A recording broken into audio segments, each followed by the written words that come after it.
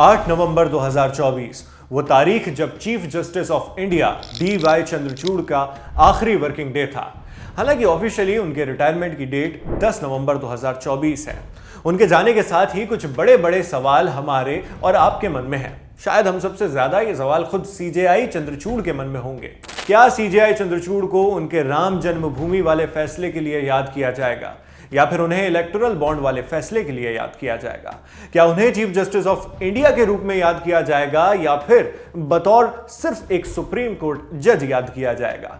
क्या वो ऐसे CJI के रूप में जहन में रहेंगे जिसने सुप्रीम कोर्ट की टाइल्स बदलवाई या फिर ऐसे CJI जिसने सुप्रीम कोर्ट की सुनवाई लाइव स्ट्रीम करवाई? क्या वो लोगों के मन में एक प्रगतिशील CJI के रूप में जगह बना पाए हैं जो मुखर होकर मीडिया से बात करता है, या फिर वो प्रधानमंत्री मोदी के साथ की गई गणेश पूजा के लिए याद रहेंगे? याद रहेंगे भी या नहीं, ये भी एक सवाल है। नमस्कार, मेरा नाम है शेख नावेद और आज इस वीडियो में हम इन्हीं सब सवालों के जवाब टटोलेंगे।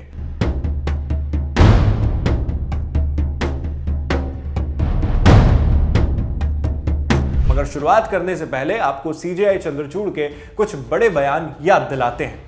सरकार हमें यह ना बताए कि रिव्यू कैसे किया जाना चाहिए। मीडिया और पब्लिक को जो मामले पता हैं, सरकार को कैसे उनकी जानकारी नहीं है। क्वीर जोड़ा अगर बच्चा गोद लेता है तो यह गैर कानूनी है। क्यों? कानून यूं ही अच्छी और बुरी पेरेंटिंग का दावा नहीं कर सकता। मैं भगवान के सामने बैठा और प्रार्थना की कि अयोध्या विवाद पर उन्हें हल निकालना होगा। हमारे सिस्टम की असल ताकत हमारे नागरिकों को न्याय दिलाने से है। जज तकनीक में कुशल नहीं है, इसके कारण नागरिकों की परेशानी नहीं बढ़ाई जा सकती। हमें टेक्नोलॉजी अपनानी ही होगी। यदि देश में लोकतंत्र को बनाए रखना है तो प्रेस को आजादी देनी ही होगी। व्यक्तित्व की कोई ऐसी विशेषता जिस पर काबू न हो, उसके आधार पर सरकार किसी शख्स के खिलाफ भेदभाव नहीं कर सकती। जनता की अदालत होने के नाते अब यह नहीं कहा जा सकता कि हम संसद वाले विपक्ष की ही भूमिका अदा करने लग जाएं। जब आप इलेक्टोरल बॉन्ड्स पर फैसला लेते हो तब आप बहुत आजाद हो, मगर अगर आपका कोई फैसला सरकार के पक्ष में होता है तो आप आजाद नहीं हो। मेरी आजादी की परिभाषा ये नहीं है। CJI चंद्रचूड़ के ये 10 पुराने बयान थे जो खबरों का सबब बने, मगर आपको CJI चंद्रचूड़ का एकदम ताजा तरीन बयान सुनवाते हैं जो CJI ने अपनी फेयरवेल स्पीच में दिया और जो जाते जाते भी सोशल मीडिया पर उन्हें जमकर वायरल करवा गया। I'm sure all of you are aware of the amount that I have received my share of trolling. I'm probably one of the most trolled individuals and judges across the system. I will only say with a shairi, and the shairi is, मुखालिफ से मेरी शख्सियत संवरती है, मुखालिफ से मेरी शख्सियत संवरती है, मैं दुश्मनों का बड़ा एहतराम करता हूँ।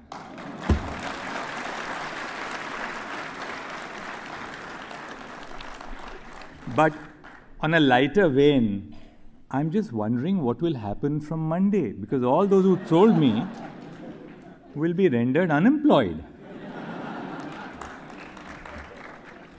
कुछ ऐसे शब्द जिन्हें पूरे देश ने गौर से सुना, कुछ ऐसे निर्णय जिनसे पूरा देश प्रभावित हुआ।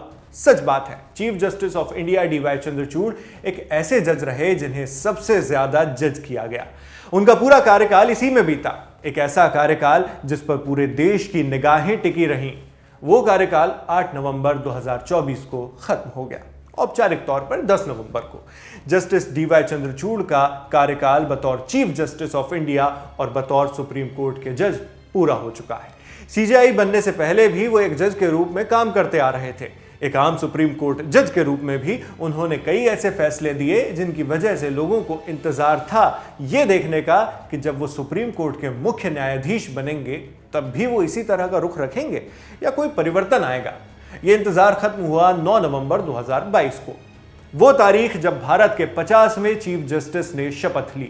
नाम धनंजय यशवंत चंद्रचूड़ यानी DY चंद्रचूड़। अलग शब्दों में कहें तो CJI चंद्रचूड़ द सेकंड। अमूमन नामों के आगे द सेकंड, द थर्ड जैसी उपाधि राजा महाराजाओं के लिए लगाई जाती थी जब उसी वंश का कोई बेटा, पोता, परपोता राजा की गद्दी पर बैठे जिसका नाम किसी पिछले राजा से मिलता जुलता हो।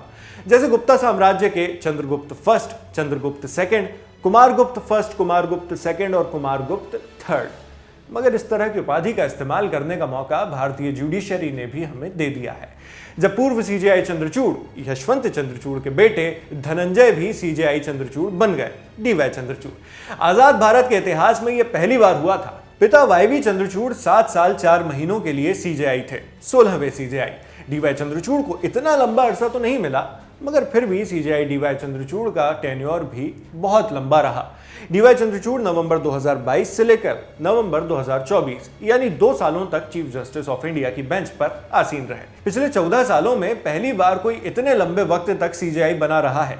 यही कारण है कि उन्हें कई अहम फैसले लेने की जिम्मेदारी और मौके मिले। कई बार कोर्टरूम से इतर भी सीजेआई चंद्रचूड़ ने सभाएं संबोधित की, वक्तव्य दिए। इन भाषणों या इंटरव्यूज में भी कुछ ऐसी बातें निकलकर आई जो खबरें बन गई।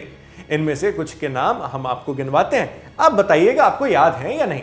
जैसे सीजेआई बनने से पहले उन्होंने निजता के अधिकार और आधार एक्ट को लेकर एक फैसला दिया था। आधार एक्ट वही एक्ट है जिससे आधार कार्ड हमारे सामने आया।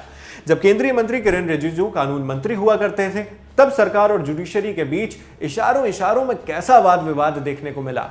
अयोध्या फैसले में डीवाई चंद्रचूड़ का क्या रुख था और उन्होंने फैसले के बारे में बाद में क्या बताया। प्रधानमंत्री मोदी के साथ सीजेआई की तस्वीर तो आपको याद ही होगी। उस तस्वीर के सार्वजनिक होने के बाद और उसके सामने आने के पहले सीजेआई का सेपरेशन ऑफ पावर यानी ताकत के बंटवारे को लेकर कैसा रुख था।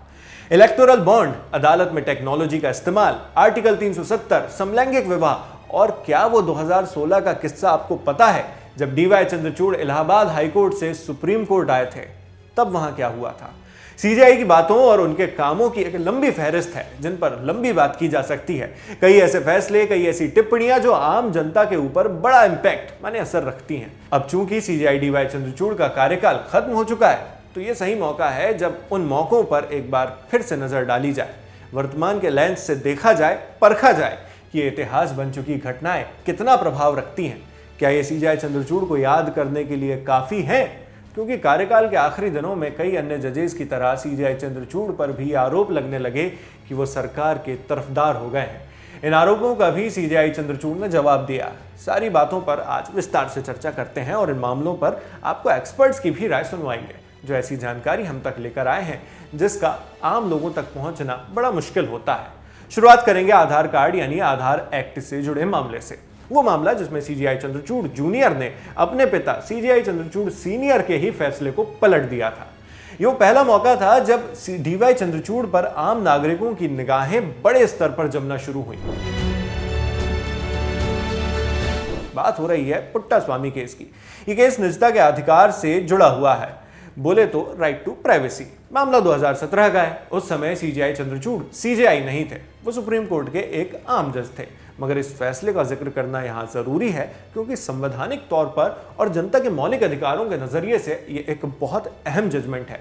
इस जजमेंट ने इमरजेंसी के दौर में आए एक बड़े जजमेंट को पलटा था। 1976 का एडीएम जबलपुर केस यूपीएससी की तैयारी करने वाले छात्रों को मुंह जुबानी याद रहता है, क्योंकि इस केस में सुप्रीम कोर्ट में यह बात ठहराई गई थी कि राइट टू लाइफ यानी जीने का मौलिक अधिकार संविधान का दिया हुआ एक तोहफा है जिसे इमरजेंसी जैसे वक्त में रोका जा सकता है। जिस संविधान पीठ ने यह फैसला दिया था, सीजेआई चंद्रचूड़ के पिता पूर्व सीजेआई यशवंत विष्णु चंद्रचूड़ उसी पीठ का भाग थे। वो उस मेजॉरिटी का भी हिस्सा थे जिसने जजमेंट में राइट टू लाइफ को यह रूप दिया। राइट टू लाइफ यानी जीने का अधिकार हमें संविधान के आर्टिकल 21 से मिलता है। इसी आर्टिकल 21 से जुड़े मामले पर विचार के लिए फिर से एक कॉन्स्टिट्यूशन बेंच बैठी। 9 जजों वाली इस संविधान पीठ में डीवाई चंद्रचूड़ भी शामिल थे। कोर्ट में केस की कार्यवाही चल रही थी। सबको पता था कि वाईवी चंद्रचूड़ के बेटे डीवाई चंद्रचूड़ इस बेंच का हिस्सा है, इसलिए लोगों की निगाहें इस पर टिकी हुई थी। लोग देखना चाहते थे कि क्या डीवाई चंद्रचूड़ अपने पिता के फैसले के खिलाफ जाएंगे या फिर अपने पिता के सुरों में ही सुर मिला देंगे। इस सवाल का जवाब मिला जब बेंच के सभी 9 जजों ने सर्वसहमति से अपना फैसला दिया। फैसले में कहा गया कि निजता का अधिकार आर्टिकल 21 के तहत जीवन और व्यक्तिगत स्वतंत्रता के अधिकार के निहित भाग के रूप में संरक्षित है, यानी उसी का एक हिस्सा है। साथ ही संविधान के भाग 3 में दी गई स्वतंत्रता के एक पार्ट के रूप में भी इसे संरक्षण प्राप्त है। यानी निजता के अधिकार को कोर्ट ने सही बताया और उसकी संवैधानिकता पर मुहर लगा दी। यानी डीवाई चंद्रचूड़ अपने पिता वाईवी चंद्रचूड़ के फैसले की मुखालिफत कर चुके थे। जैसा हमने आपको बताया, यह मामला आधार कार्ड से जुड़ा हुआ था। इसलिए बात यहीं थमी नहीं। अगला चरण था आधार कार्ड की लीगैलिटी पर फैसला लेने का। इसके लिए मामले को एक 5 जजों वाली बेंच के पास रेफर कर दिया गया, जिसकी फाइनल हियरिंग 2018 में होनी थी। इस केस का फैसला 4-1 की मेजॉरिटी से आया। वो एक जजमेंट जो मेजॉरिटी से इत्तेफाक नहीं रखता था, वो था जस्टिस चंद्रचूड़ का जजमेंट। सीजेआई चंद्रचूड़ इस बात पर तो एकमत थे कि राइट टू प्राइवेसी एक मौलिक अधिकार है, लेकिन उन्होंने फैसला सुनाने वाली बेंच से इस बात पर रजामंदगी नहीं जताई कि आधार एक्ट प्राइवेसी का उल्लंघन नहीं करता है। सुप्रीम कोर्ट ऑब्जर्वर की रिपोर्ट के मुताबिक तत्कालीन जस्टिस डीवाई चंद्रचूड़ ने 481 पन्नों का एक डिसेंटिंग जजमेंट दिया। इसमें सीजेआई चंद्रचूड़ ने कहा था, बड़े पैमाने के बायोमेट्रिक सिस्टम जैसे कि आधार नागरिकों की सूचित सहमति पर आधारित होने चाहिए। डीवाई चंद्रचूड़ के मुताबिक आधार एक्ट न सिर्फ सूचित सहमति पर चुप है, बल्कि उसकी धारा 28(5) सक्रिय रूप से नागरिकों को उनका ही डेटा एक्सेस करने से रोकती है, जो निजता के अधिकार का उल्लंघन है। फैसलों में उन्होंने कहा, आधार एक्ट को मनी बिल की तरह संसद से पास करना भी असंवैधानिक था। यानी जहां आधार एक्ट को, जिस एक्ट से आधार कार्ड अस्तित्व में आया और जरूरी हुआ, जहां इस एक्ट को 4 जजों ने सही ठहराया, वहां सरकार के इस कदम के खिलाफ जाते हुए जस्टिस चंद्रचूड़ ही इकलौते जज थे जिन्होंने उसे गलत करार दिया था। यह फैसला उन कुछ फैसलों में से एक रहा जिसने लोगों के मन में यह जिज्ञासा बढ़ाई थी कि क्या होगा जब जस्टिस चंद्रचूड़ सीजेआई चंद्रचूड़ बनेंगे, क्योंकि सरकार के फैसले के खिलाफ अकेले डिसेंटिंग जजमेंट देना उस वक्त बड़ी बात मानी गई थी। सरकारी टिप्पणियों से प्रभावित न होने का उनका एक और मौका सामने आया जब कई दफा पूर्व कानून मंत्री और सीजेआई डीवाई चंद्रचूड़ के बयान आमने सामने आए। तब तक डीवाई चंद्रचूड़ सीजेआई चंद्रचूड़ बन चुके थे। हो सकता है आपको भी याद हो 2022 के बाद की वो इनडायरेक्ट डिबेट्स। केंद्रीय मंत्री किरेन रिजिजू, जो उस वक्त कानून मंत्री हुआ करते थे, कई मौकों पर न्यायालय पर टिप्पणियां करते रहे हैं। इन विषयों में कोलेजियम सिस्टम से जजों की नियुक्ति पर टिप्पणी करना उनका प्रिय विषय रहा, जिसे बदलने का उन्होंने मुद्दा भी उठाया। कई लोगों ने इसे लेकर सवाल करने भी शुरू कर दिया कि क्या सरकार और कानून मंत्री न्यायपालिका पर दबाव बनाने की कोशिश कर रहे हैं। इसका भी जवाब सीजेआई डीवाई चंद्रचूड़ ने दिया। इंडिया टुडे कॉन्क्लेव में सीजेआई चंद्रचूड़ से पूछा गया कि क्या सरकार दबाव बनाने की कोशिश करती है, तो सीजेआई ने क्या कहा, उन्हीं की जुबानी सुनिए। Well, let me not join issue with the law minister. He has a perception, I have a perception, and there's bound to be a difference in perceptions. And what's wrong about having a difference in perceptions? Sometimes there's a difference, but we have to deal with differences in perception even within the judiciary. I dare say there are differences in perception even within government. But we all deal with it with a sense of robust constitutional statesmanship. So first and foremost, I don't want to join issue with the law minister for his perception. I respect his perception, and I'm sure that he has a great deal of respect for ours as well. In my 23 years as a judge of the High Court, as the Chief Justice of the High Court, and as a judge of the Supreme Court, no one, and I hope you will trust me when I say this, no one has told me to decide a case in a particular way. पहली बार में तो इस जवाब ने सुनने वालों के मन में गहरा प्रभाव छोड़ा, पर इसमें भी कोई शक नहीं कि 2023 तक सीजेआई चंद्रचूड़ के बारे में लोग अलग तरह से सोचते थे और 2024 की शुरुआत से लेकर 2024 के नवंबर आते तक धीरे धीरे उनको लेकर लोगों की सोच बदलने लगी। इंडिया टुडे कॉन्क्लेव को दिए अपने इस जवाब से उनकी छवि न्यायपालिका की एक मजबूत अगुवा के रूप में बनी। हालांकि यह प्रभाव ज्यादा लंबे वक्त तक नहीं बना रहा। द कैरावैन के लिए सौरभ दास ने इस बारे में लिखा है। इंडिया टुडे कॉन्क्लेव में दिए सीजेआई के इस जवाब को सौरभ ने कोट किया, मैं एक हिपोक्रेट कहलाऊंगा अगर मैं कहूं कि हमारे सामने आए केसेस से हमारे मन में कोई डाउट पैदा नहीं होते। जब हम हल ढूंढते हैं तो एक से ज्यादा सॉल्यूशंस हमारे सामने आ जाते हैं। इस पर टिप्पणी करते हुए सौरभ लिखते हैं कि कुछ मामलों में जवाब ढूंढते वक्त उनकी यानी सीजेआई चंद्रचूड़ की रीजनिंग संवैधानिक रीजनिंग से परे होती है। चंद्रचूड़ ने अक्टूबर 2024 में कहा कि राम जन्मभूमि जजमेंट देने से पहले, जिसमें हिंदू पक्ष को जीत मिली, वो यानी चंद्रचूड़ भगवान के सामने बैठे और उनसे कहा कि उन्हें यानी भगवान को इस मामले के लिए हल ढूंढने की जरूरत है। इसी तरह की एक घटना 11 सितंबर 2024 को भी हुई थी, जब सीजेआई चंद्रचूड़ ने अपने घर पर गणेश पूजा आयोजित की थी। पर्सनल कैपेसिटी में पूजा अर्चना इबादत करना गलत नहीं है, इस पर सवाल भी खड़े नहीं होने चाहिए। मगर सीजेआई की इस पर्सनल आराधना में प्रधानमंत्री मोदी भी शरीक हुए, इस बात ने खूब आलोचनाओं को दावत दी। अयोध्या विवाद और प्रधानमंत्री के साथ तस्वीर, इन दोनों ही मामलों पर हम वीडियो के अंत में एक्सपर्ट से भी टिप्पणी लेंगे, जिन्हें आपको जरूर सुनना चाहिए। फिलहाल मामला सेपरेशन ऑफ पावर का है, तो पहले उस पर बात करते हैं। सेपरेशन ऑफ पावर, यही वो टर्म है जो इस कार्यक्रम के बाद फिर एक बार चर्चा में आ गई। शाब्दिक अर्थ पर जाएं तो ताकत का बंटवारा। इस शब्द का नाता 8 साल पहले हुए एक इंसिडेंट से भी जुड़ा हुआ है। 2016 में इलाहाबाद हाई कोर्ट के चीफ जस्टिस को सुप्रीम कोर्ट के जज के रूप में एलिवेट किया गया था। इलाहाबाद हाई कोर्ट में इस बात की खुशखबरी थी और इसको लेकर जश्न का आयोजन किया गया। सौरभ दास द कैरावैन के अपने आर्टिकल में लिखते हैं कि यह जश्न बहुत बड़ा था, जिसमें लीगल फ्रेटर्निटी यानी कानूनी दुनिया के बड़े बड़े लोग आए थे। तब के chief justice of India T.S.. Thakur भी इस जश्न में शरीक हुए। मगर राष्ट्रपति प्रणब मुखर्जी के अलावा, जो तत्कालीन राष्ट्रपति थे, उनके अलावा राजनीतिक वर्ग से बहुत कम लोग ही जश्न में शामिल हुए, क्योंकि जो high court chief justice supreme court पहुंच रहे थे वो पॉलिटिकल फिगर्स से दूरी बनाना चाहते थे। ये उन्हीं का यानी डी.वाई. चंद्रचूड़ का ही फैसला था। सौरभ दास को एक सीनियर जज ने बताया, जो उस वक्त उसी हाईकोर्ट में थे, कि राजनेताओं को इन्वॉल्व न करना डी.वाई. चंद्रचूड़ का एक सोचा समझा निर्णय था। वो इस बात पर एकदम क्लियर थे कि सेपरेशन ऑफ पावर के चलते उन्हें यह करने की जरूरत है, यानी राजनेताओं को इस जुडिशियल कार्यक्रम से अलग रखने की जरूरत है। सेपरेशन ऑफ पावर वो कॉन्सेप्ट है जो इंडिया या किसी भी एक्टिव डेमोक्रेसी का एक अभिन्न हिस्सा है। इसके मुताबिक शासन की 3 ब्रांच, लेजिस्लेटिव यानी विधायिका, एग्जीक्यूटिव यानी कार्यपालिका और जुडिशरी यानी न्यायपालिका, आपस में अलग अलग हैं। इनकी शक्तियां और जिम्मेदारियां भी अलग अलग हैं। तीनों एक दूसरे की जवाबदेही तय करते हैं। इसमें अगर हम बात करें लेजिस्लेटिव यानी विधायिका की अगर बात करें, तो वो उस तरह के प्रतिनिधि होते हैं जो हमारी तरफ से हमारे वोट के आधार पर संसद पहुंचते हैं या विधानसभा पहुंचते हैं, इस तरह से लेजिस्लेटिव बॉडी में पहुंचते हैं, वो हमारा वहां पर जाकर प्रतिनिधित्व करते हैं।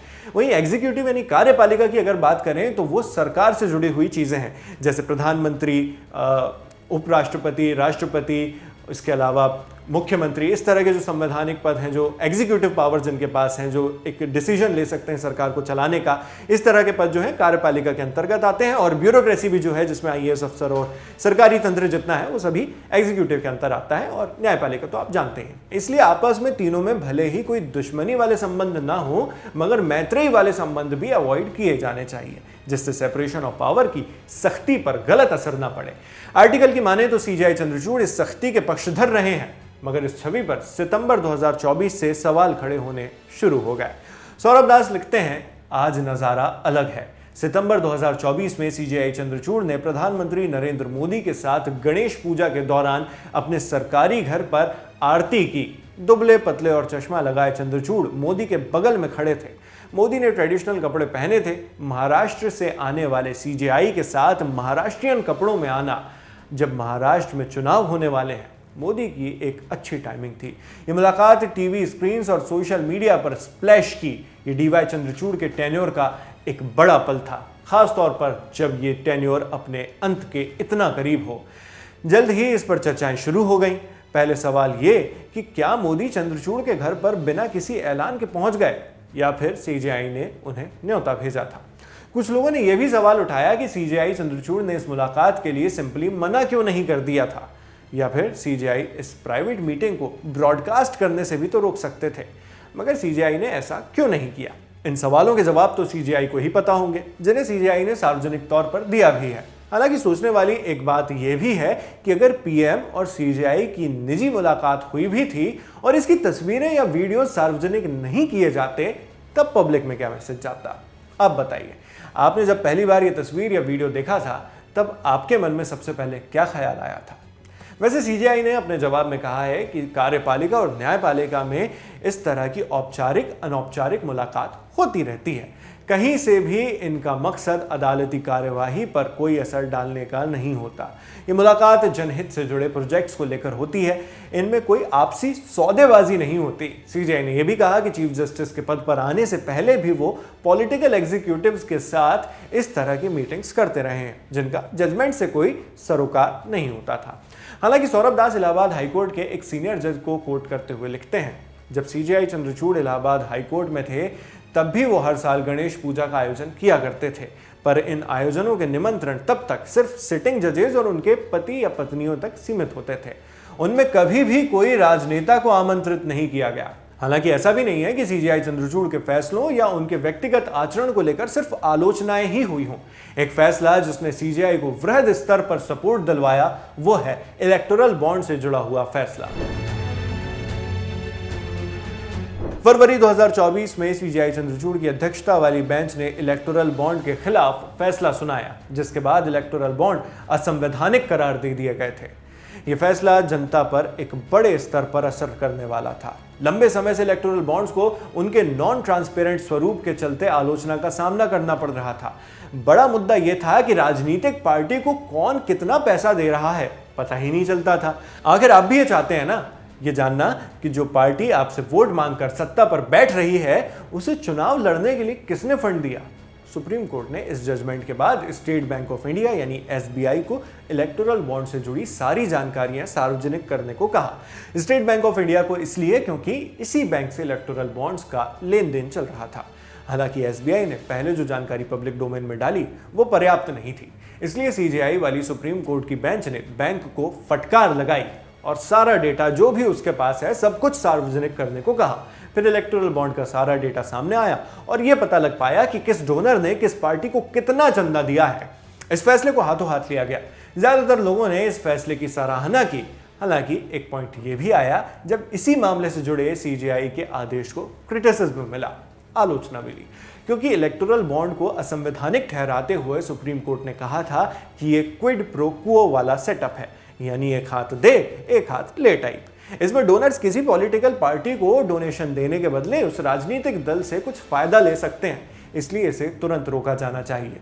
लेकिन जब सुप्रीम कोर्ट में इस बारे में याचिका दायर की गई कि इस क्विड प्रो क्वो पर जांच करवाई जाए, कोर्ट से जब यह मांगा गया कि इलेक्टोरल बॉन्ड्स के जरिए कितने राजनीतिक दलों ने अपने चंदादाताओं को कितना फायदा पहुंचाया है इसका भी पता लगवाया जाए, तो सीजेआई चंद्रचूड़ की बेंच ने इस पिटीशन को खारिज कर दिया, यानी उन्होंने जांच के आदेश नहीं दिए। इस बात को लेकर सीजेआई के रुख की आलोचना हुई। आलोचकों ने कहा कि अगर कोर्ट ये बात मान रहा है कि इलेक्टोरल बॉन्ड्स का गलत फायदा उठाया गया तो उसकी जांच क्यों नहीं होनी चाहिए।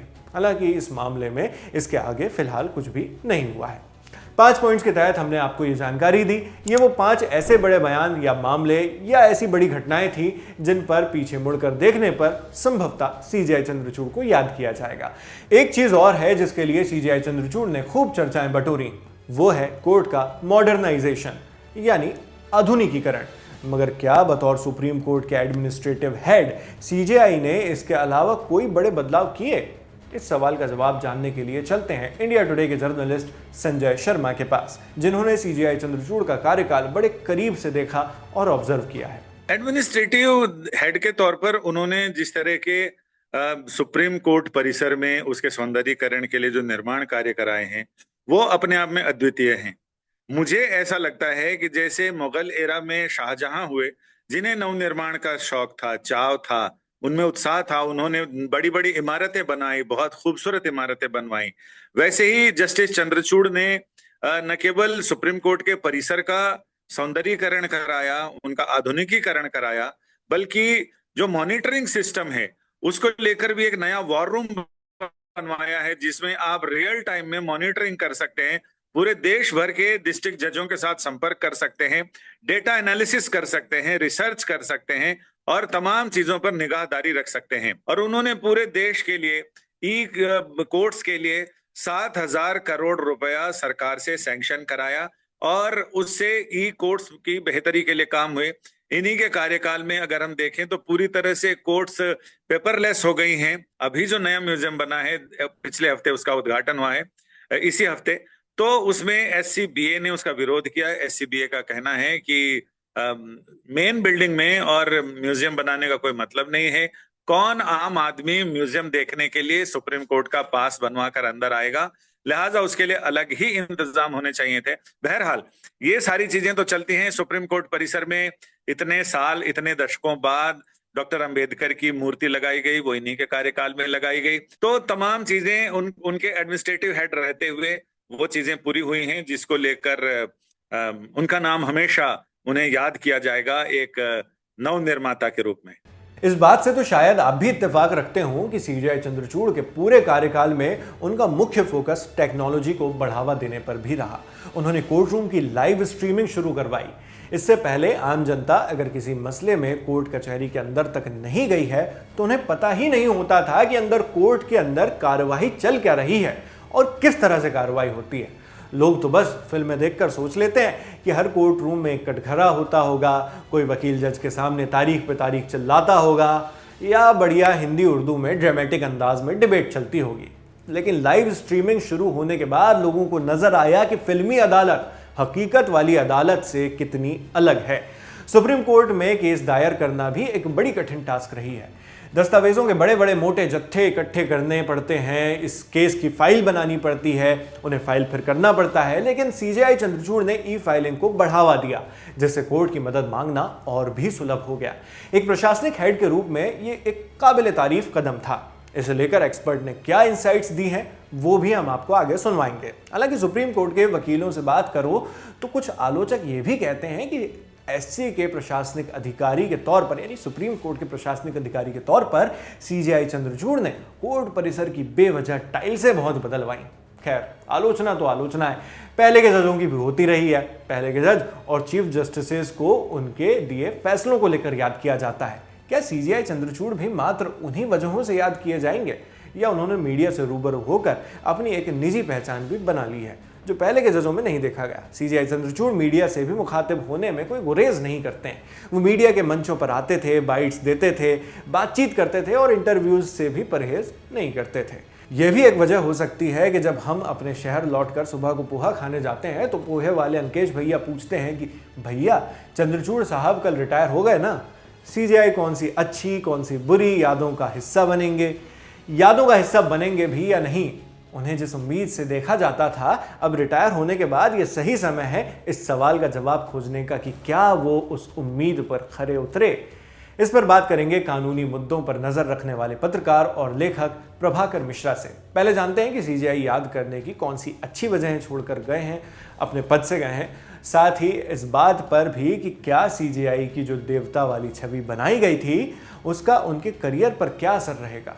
जब सीजेआई के पद पर आए जस्टिस चंद्रचूड़, उसके करीब साल भर बाद उन्होंने कोर्ट रिपोर्टर्स को बुलाया था चाय पे, और मुझे याद है हम चाय पे गए तो मैंने सीजेआई से कहा, चूंकि साल भर बीत चुके थे, तब नवंबर की ही बात है, 8 या 9 नवंबर को उन्होंने बुलाया था।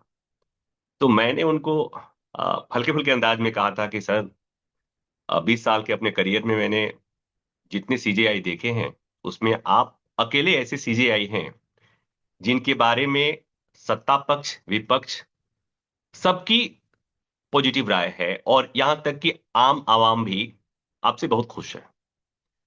तो ऐसा सीजेआई मैंने कहा ऐसा सीजेआई मैंने नहीं देखा जिसे सत्ता पक्ष भी खुश हो, विपक्ष भी खुश हो और जनता भी खुश हो। तो ये आप कैसे कर ले रहे हैं? हल्के फुल्के अंदाज में पूछी हुई बात थी। मुस्कुरा के उन्होंने मुस्कुराए और फिर कहे कि सब होता है।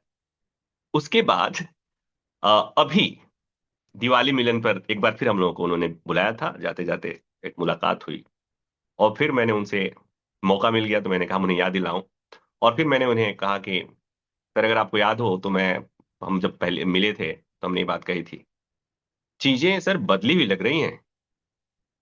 अब सब लोग उस तरह से खुश नहीं है, जो स्थिति पहले थी अब बदल गई है। फिर उन्होंने कहा कि ऐसा क्यों हुआ? मैंने फिर पूछा कि ऐसा क्यों हुआ?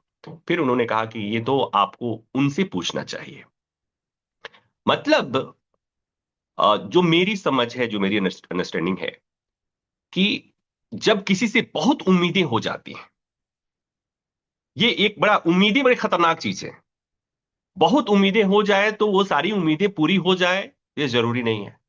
तो जस्टिस चंद्रचूड़ के साथ यही हुआ कि जब जस्टिस चंद्रचूड़ जब दूसरे नंबर के जज थे, सीजेआई नहीं बने थे, तो उन्होंने चाहे वो स्पीचेस दिए हों या उन्होंने जो तमाम फैसले दिए हों, तो उससे लगा कि ये कोई सामान्य जज नहीं है। ये जब सीजेआई बनेंगे तो एकदम आमूल चूल परिवर्तन कर देंगे देश में। मतलब न्यायपालिका एकदम से अपनी रीढ़ पे खड़ी हो जाएगी और पता नहीं क्या क्या। और फिर आपने ये भी देखा कि जब वो सीजेआई बने, जब तक कोई जज सीजेआई की कुर्सी पर नहीं बैठा होता है, मैं कहता हूं कोर्ट नंबर 2 से कोर्ट नंबर 1 की यात्रा, दरअसल सीजेआई चीफ जस्टिस बनने के पहले जो चूंकि सीनियर मोस्ट जज होते हैं वो सीजेआई बनते हैं, चीफ जस्टिस ऑफ इंडिया बनते हैं, उसके पहले वो दूसरे सीनियर मोस्ट जज जब होते हैं तो वो कोर्ट नंबर 2 में बैठते हैं।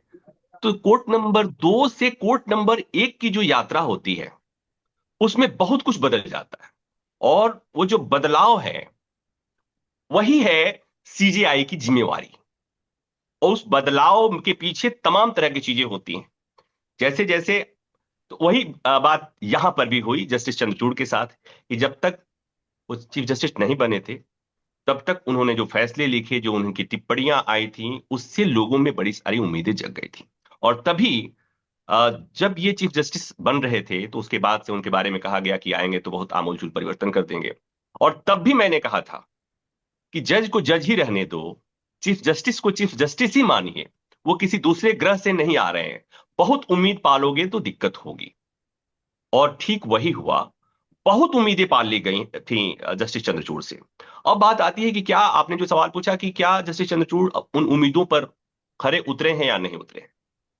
दिक्कत यहां हो गई कि कुछ लोगों ने शुरुआत के दिनों में जस्टिस चंद्रचूड़ के फैसले के आधार पर, उनकी टिप्पणी के आधार पर यह कह दिया कि ये हमारे वाले जज हैं। तो जब हमारे वाले जज हैं, ये कोई जज हमारा वाला नहीं होता है, उनको असंतुष्टि हुई है कि हमारे वाले जज ने ऐसा कैसे कर दिया, हमारे वाले जज से ये गलती कैसे हो गई, हमारे वाले जज ने फला की जमानत की अर्जी क्यों नहीं सुनी, हमारे वाले जज से ये फैसला कैसे हो गया। तो ये जो हमारा वाला जज की फीलिंग थी, उसके चलते जस्टिस चंद्रचूड़ को लेकर के ढेर सारे सवाल किए जा रहे हैं। हम भी इस पर बैठ के चर्चा कर रहे हैं।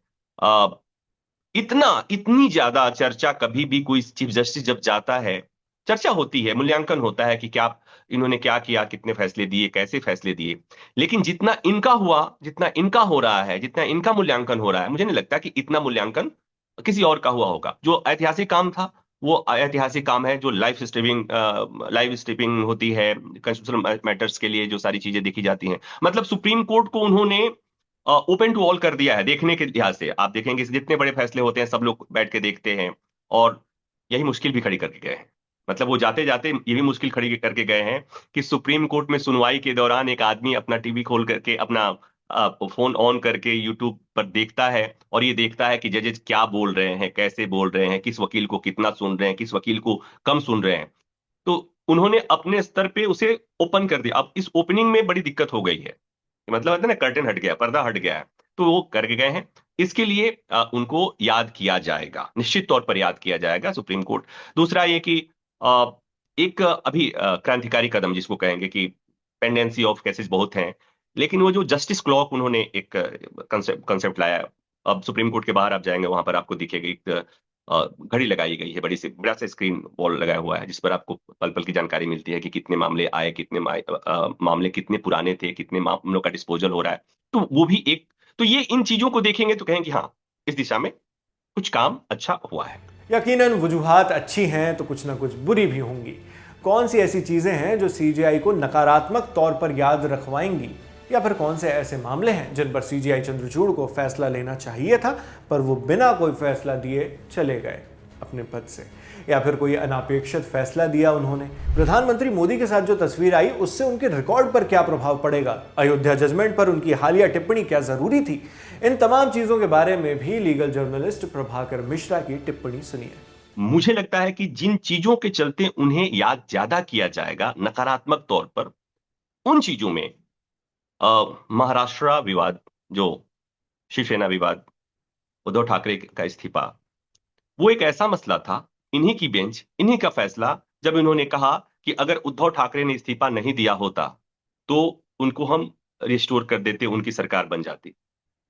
तो आपको किसने रोका बनाने के लिए? सुप्रीम कोर्ट के पास एम्पल पावर है, सुप्रीम कोर्ट के पास आर्टिकल 142 के तहत पावर है। वो कह देते कि ठीक है, क्योंकि जिन परिस्थितियों में उद्धव ठाकरे ने इस्तीफा दिया, वो परिस्थितियां सुप्रीम कोर्ट के संज्ञान में थी, उनके पास कोई विकल्प नहीं बचा था। प्रोटेस्ट होना था, वो उनको पता था कि उनकी सरकार गिर जाती, वो हार जाते, वो उन्होंने फ्रस्ट्रेशन में इस्तीफा दे दिया था। तो ये वो कर सकते थे। उसके बावजूद, और ये तो ये कहने के बावजूद कि हम इस सरकार गलत ढंग से बनी, ये कहने के बावजूद कि वो अगर इस्तीफा नहीं दिए होते तो हम उनको रिस्टोर कर दिए होते, उनकी सरकार बन गई होती, और उसके बाद भी कुछ नहीं करना, मुझे लगता है इसके लिए इनको याद किया जाएगा बुरे सेंस में, मतलब नॉट फॉर गुड रीजन।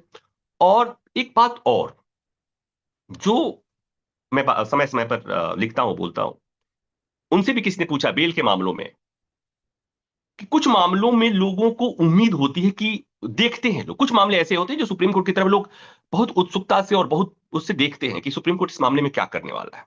जब सुप्रीम कोर्ट ने कहा, जब चीफ जस्टिस ने कहा कि bail is the right, jail is exception, और ढेर सारे फैसले उन्होंने दिए, ढेर सारे लोगों को उन्होंने जमानत दी, बहुत अच्छी बात है।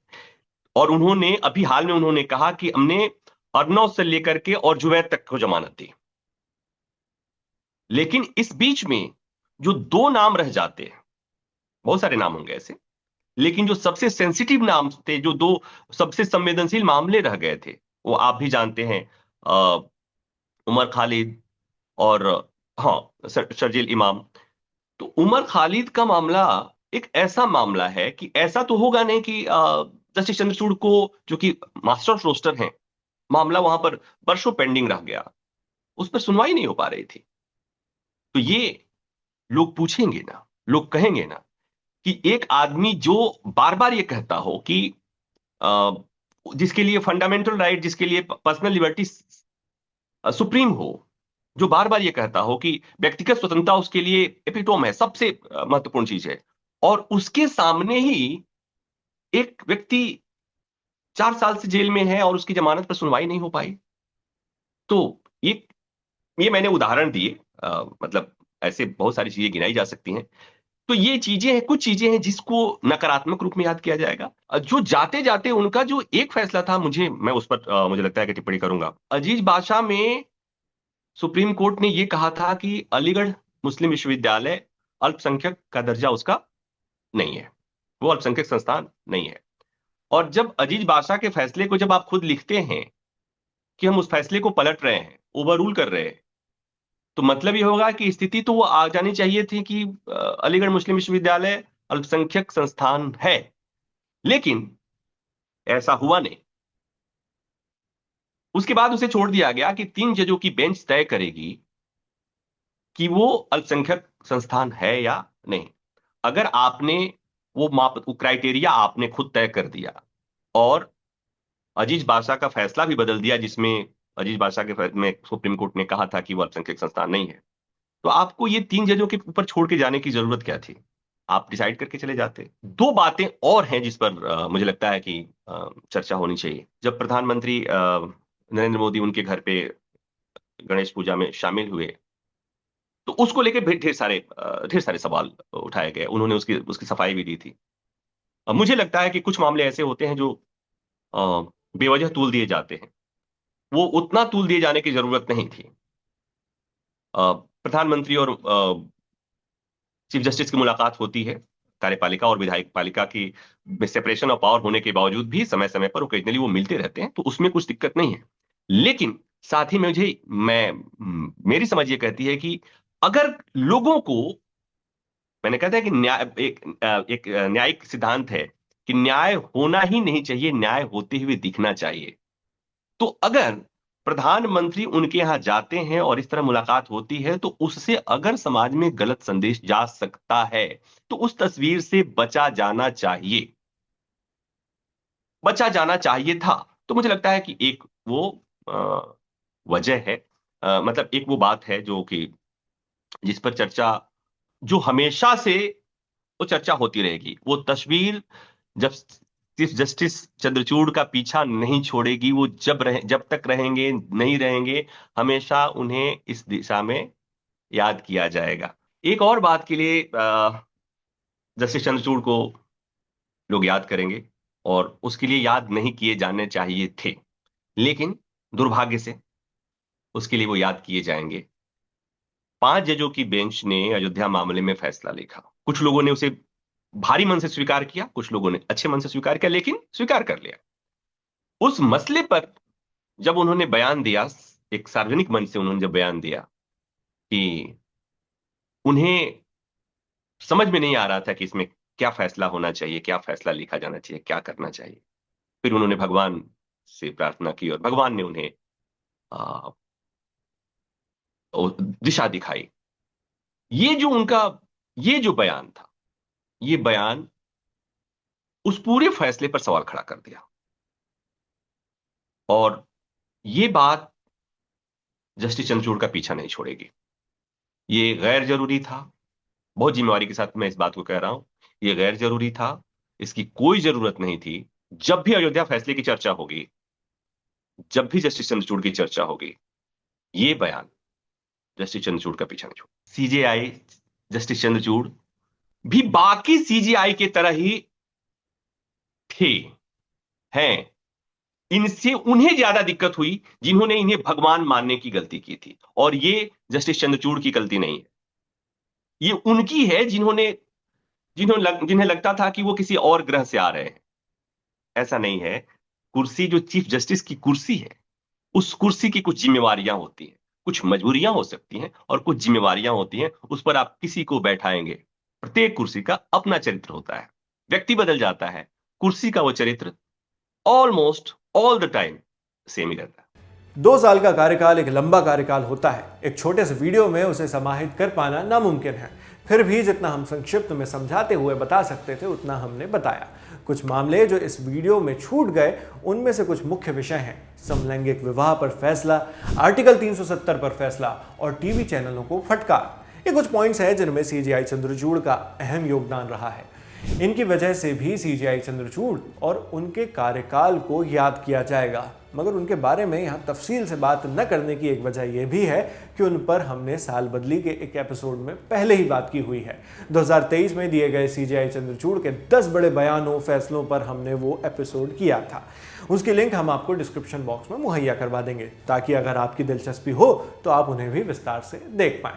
सीजेआई ने जाते जाते अपनी रिटायरमेंट स्पीच में बशीर बद्र का एक शेर सुनाया, तो हम पर भी लाजमी हो चला है कि इस वीडियो से चलते चलते हम भी एक शेर आपको सुनाते चलें। लिखा है अदीम हाशमी ने, एक नज़र और इधर देख ले मसीहा मेरे, तेरे बीमार को आया नहीं आराम अभी। शेर व शायरी की यही खास बात होती है, जिसके मन में जैसी सोच रहती है वो उनका मतलब भी वैसे ही समझता है। अब सीजेआई चंद्रचूड़ के बाद आगे भी जो चीफ जस्टिस आएंगे, सिर्फ जस्टिस खन्ना ही नहीं, उनके बाद भी खास तौर पर जो सीजेआईज यानी चीफ जस्टिस ऑफ इंडिया दीर्घकाल के लिए आएंगे, वो क्या इस तरह से नागरिकों के मन में जगह बना पाते हैं, ये भी देखने वाली बात होगी। भविष्य में देखने वाली बात तो ये भी होगी कि क्या भारत को सीजेआई चंद्रचूड़ थर्ड भी देखने को मिलेंगे, सवाल है। बाकी एक बात जरूर है, सीजेआई चंद्रचूड़ का कार्यकाल खत्म होते होते उनकी लोकप्रियता में भी थोड़ी कमी आती जरूर नजर आई। पहले जितने दर्शक सीजेआई की खबरों को देखने के लिए आते थे, उनकी तादाद में भी जरूर कमी आई है। इसके पीछे की वजह क्या है, आप दर्शक हैं, आप बेहतर बता सकते हैं। कमेंट बॉक्स में लिखकर बताइए। साथ ही यह भी बताइए कि सीजेआई चंद्रचूड़ थर्ड के आने की संभावना पर और सीजेआई डीवाई चंद्रचूड़ के बतौर जज पूरे कार्यकाल पर आप क्या राय रखते हैं। हमें कमेंट बॉक्स में आपका इंतजार रहेगा। कैमरे पर मेरे साथी हैं आलोक, और जिन साथी ने इस वीडियो को एडिट किया है उनका नाम भी आप डिस्क्रिप्शन बॉक्स में देख सकते हैं। देश और दुनिया की खबरों के लिए आप बने रहिए दी लल्लन टॉप के साथ। शुक्रिया।